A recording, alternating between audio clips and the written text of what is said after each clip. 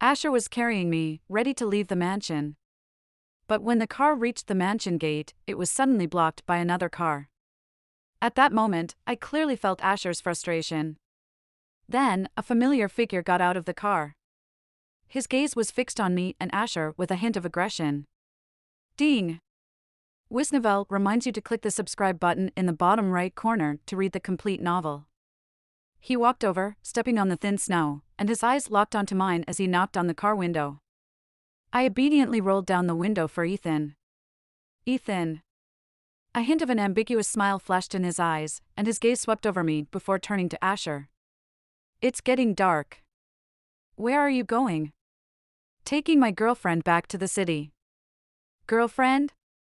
Ethan emphasized this word, then sneered. Weren't you two broken up? Being suddenly reminded of this by Ethan made my heart skip a beat. I thought about Asher's silence and avoidance of me in the past few days. I hadn't asked him about it all these days, but now I realized that I was just deceiving myself. What happened to him during those days? Why did he agree to break up with me, and why did he suddenly come back? Ethan's words obviously weighed heavily on Asher as well. The atmosphere in the car became strange. At this moment, Ethan laughed again. I don't know why, but this time, Ethan was different from before. Although he still carried a sense of aggression, there was a hint of gentleness in his eyes when he looked at me. I was so scared that I lowered my head and dared not look at him again. And Ethan's voice sounded from above. Grandma is coming in a few days. She said she misses you, Asher. With that sentence, Asher couldn't refuse to stay any longer. He looked at Ethan with teary eyes. And Ethan, with his eyes behind the gold-rimmed glasses, had a look of victory. I don't know what happened between these two brothers. After returning to the mansion, Asher and Ethan left me in the living room and went into the study together. Although I didn't know what happened between them, I felt that the atmosphere was not right. So I went to wash the fruits I picked a few days ago. After about 10 minutes, I knocked on the door of the study. At that time, the atmosphere in the study was extremely tense. Ethan got up from the sofa and walked straight towards me, which scared me and made me unable to move. Fortunately, he passed by me and left. However, I suddenly smelled a familiar fragrance on him. At first, I couldn't tell where the fragrance came from. It wasn't until late at night when I couldn't fall asleep that I suddenly smelled the fragrance of my hair. At that moment, I instantly became awake. I got up and took out the piece of paper from the bedside table and compared the handwriting with the words Asher had written before in my phone. After comparing, my heart sank. I couldn't believe it, so I went upstairs to find Asher again. At that time, he had just finished taking his shower, and when he saw me, he instinctively covered his body. My heart sank even more because Asher's body was so smooth. I remembered leaving several scars on him last night. I looked at the corner of his eye, where it was smooth without any scars. The truth had slapped me in the face multiple times, but I didn't give up. I went downstairs to find Ethan. This was the first time I took the initiative to find Ethan. I used to be afraid of him, but at this moment, my inner doubts became the driving force behind my actions. I found him on the small balcony on the first floor, smoking. When he saw me, Ethan smiled wickedly, but he looked exceptionally handsome. What's wrong, my sister-in-law? This sister-in-law made my heart tremble. Because for the first time, I noticed that the voices of these two brothers were slightly different. What Ethan said to me at this moment sounded similar to the voice I heard in a daze last night, cold and with a hint of threat. I gathered up the courage and took a step forward, intending to test him. But Ethan took off his glasses and pointed to the scar at the corner of his eye. It was only at this moment that I was completely sure that the person I slept with last night was not Asher, but Ethan. At this moment, Ethan smiled maliciously at me. Haley, did you forget it? I made a quick decision and tried to pretend that nothing was amiss, turning around to leave. But Ethan didn't let me go. Do you know what happened between us last night? I turned my head to look at him, constantly aware of the living room behind me, afraid that Asher would hear what Ethan and I were talking about. Why didn't you stop me last night? I didn't know when the person in the study became Ethan. But Ethan definitely knew that he was not Asher, so why did he let this mistake happen? He could have stopped it. Because I like you. He said this nonchalantly. And I was stunned, not knowing what he meant. Ethan Trainer, I called his name seriously. I hope this absurd mistake is enough once, and you won't lose out on this matter. I hope you treat it as if it never happened. What if I say no? The man stood up from his chair and looked down at me with a superior attitude.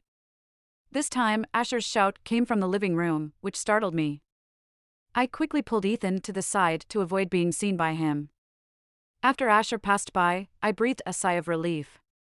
But the next second, I realized how ambiguous the position between Ethan and me was. He almost surrounded me completely.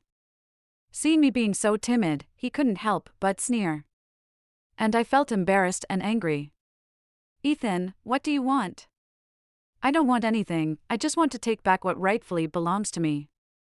He grabbed my hand and looked into my eyes, as if trying to see something different from my emotions. I looked at him in confusion. But because I was afraid that Asher would find out about the one-night stand I had with his brother last night, tears filled my eyes at that moment. He paused for a moment, sneered, and said, "I'm not a good person. You don't need to put on a pitiful look like you're about to cry, begging me to let you go. What do you want?" I emphasized each word. "Stay in the mansion with me for a week. After a week, whether you stay or leave, I won't interfere." At that time, I didn't know why he would make such an absurd request. Wasn't what happened between us enough? If Asher wasn't here, I could cry and make a scene now. But he is here, and I don't want to hurt him. I don't want him to experience the betrayal of his own brother and girlfriend. The next morning, Asher knocked on my door again and said he wanted to take me away. But I refused him, saying, "Asher, I want to stay." This sentence left Asher somewhat bewildered. "Haley, Your brother said that as long as I stay here for a week, he will tell me something." Even this wording was taught to me by Ethan. He said that as long as Asher heard this, he would definitely not force me to leave. I felt a bit uneasy. At this moment, Asher really let go of my hand and asked me sadly, "Have you made up your mind?" I nodded. Asher took a few steps back, said he understood, and then returned to his own room. After that day, Asher left the mansion. He left me a letter and a note in his room, asking me to open it after a week. I couldn't wait and wanted to open the envelope. At this moment, a stubborn and warm embrace came from behind. I was startled and wanted to dodge, but his dominance made me unable to break free. Ethan turned me around and looked into my eyes. "For these 7 days, you need to love me well." This sentence made my heart beat forcefully. I asked him, "Why me?" "Clearly, I am with Asher." "Are you so malicious that you even want to steal the one your younger brother loves?" Ethan smirked, leaned closer to me, and revealed all the disguises of these days. "After your breakup, I was the one who stayed by your side. In these few days, who did you truly love? Me or him?" I stood still, not knowing how to face everything in front of me. "But, Asher said you have a girl you love. Why does it have to be me?" Ethan fell silent for a moment and then smiled. "It has to be you." Seeing that I couldn't reason with him, I turned around and tried to leave. But Ethan held my hand and spoke in a serious tone. "For these 7 days, even if you treat me as Asher, please love me, can you?" My eyes flickered. I had never expected Ethan to be so humble. "But I'm sorry, I can't love you. I can't betray Asher." That day, Ethan came back, drowning his sorrows in alcohol, but this time he brought 2 women with him. As I watched them on the sofa, being all lovey-dovey, I quietly went upstairs. Although I stayed in my room, I couldn't help but imagine what was happening downstairs. Occasionally, when I opened the door, I could hear the laughter of the 2 women downstairs. Somehow, I felt a bit restless.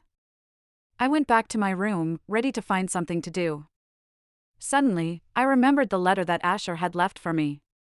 I took out the letter from my bag, opened it, and read a few simple words that made my heart sink.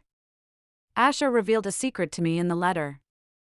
The girlfriend that Ethan had loved for 3 years was me.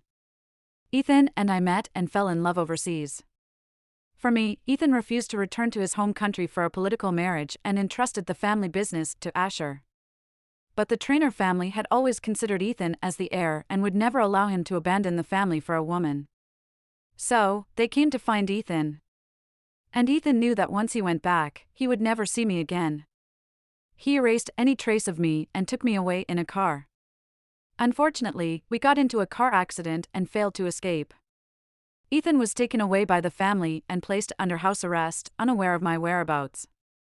Asher said that his proud brother had almost begged him to find me. So he went to the place where I was at that time, partly to deal with his brother's overseas assets and partly to find me. He lamented that although they were different in many ways as twins, they both fell for me. He said that his love for me was beyond doubt. But during the time in the hospital, he was unaware that I was Ethan's girlfriend. It was only on the first night he brought me back to see Ethan that he found out the truth. He blamed himself and left the mansion to investigate the evidence of my relationship with Ethan. He wanted to find any evidence that would prove that Ethan and I never had a relationship, but there was none. Countless photos showed that Ethan and I were in love. At that time, he didn't know how to handle it. When I mentioned breaking up, he thought I had discovered the truth and that was why we broke up. So he agreed. Later, when he came back, it was because he called his brother and heard me calling Ethan by Asher's name on the phone that he regained hope. He came back this time to take me away. But he realized that he couldn't take me away.